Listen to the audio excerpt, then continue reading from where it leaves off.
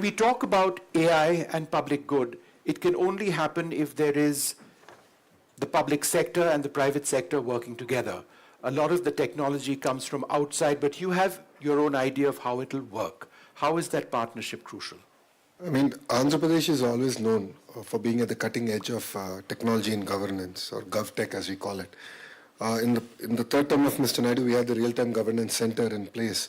And that was where we were assimilating all the data across various data sets and how can we use it for real-time decision making. But now with AI arriving, I think it can fundamentally transform governance. And I'll give you a few examples of what we're doing. First one is education.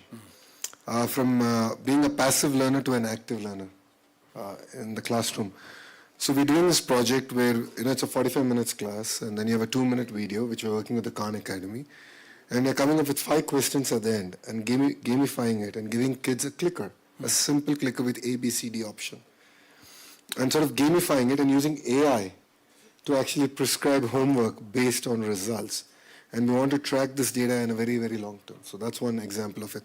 The other example is using AI in identifying beneficiaries for various government programs. That's the second project that we're doing. Third project is delivery of government services using technology. So we have an agreement where through various platforms we can now deliver, and one of it being ahead is Meta on it. Right. WhatsApp governance, as we call it. And we're also working with Google in a similar platform. So I think there's a role to play.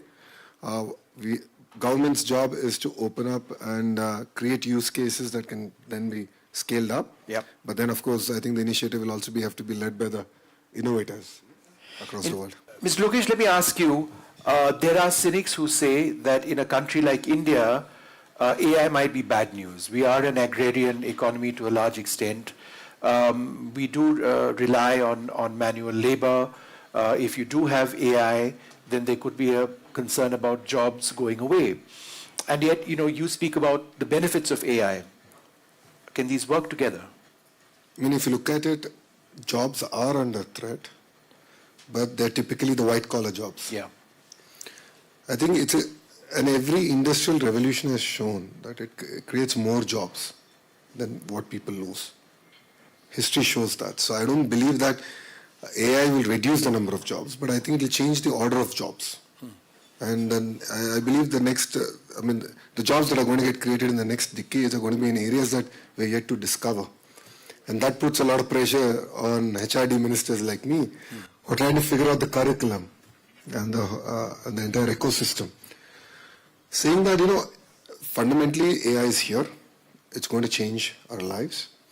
And as a government, we are looking at how can we expose women to basic AI tools, students to basic AI tools, because farmers to basic AI tools. I think that can fundamentally transform their lives. It can double their income in certain use cases.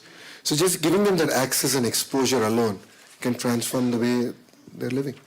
Let me just sort of put across a rather basic question to you, Mr. Lokesh, because this is being broadcast to a lot of people who may not understand the nuances of large language models. If you've got AI solving all your problems or your queries, then where is the education? It's not the way that we've learned education. We've had to study. We don't use Grok as I do to sort of get answers to questions. My research as a news anchor has gone down, time spent to a few seconds from a few hours. It helps immensely. But then if you've got an entire generation of people who don't have to do the hard work, then are we not missing something? I mean, creativity doesn't come from AI. Creativity comes from the way we've been educated. Yeah, exactly. Your thoughts? I mean, you've answered the question in that sense. Shall we move on? You answered the question. See, the problem in India is we look at outputs and not outcomes in education. And that's the fundamental shift you're going to see what Andhra Pradesh is going to do. So outcome-based education. Right. We'll have time we'll be able to free up time for the students to actually critically analyze things, to look at things in a very systematic manner, to answer the questions that otherwise wouldn't have been. Because today I look at my own child, and the questions that he asks me, I'm like, really? I mean, he's 9 years old. I'm like, it never even occurred to me till my teens. Right.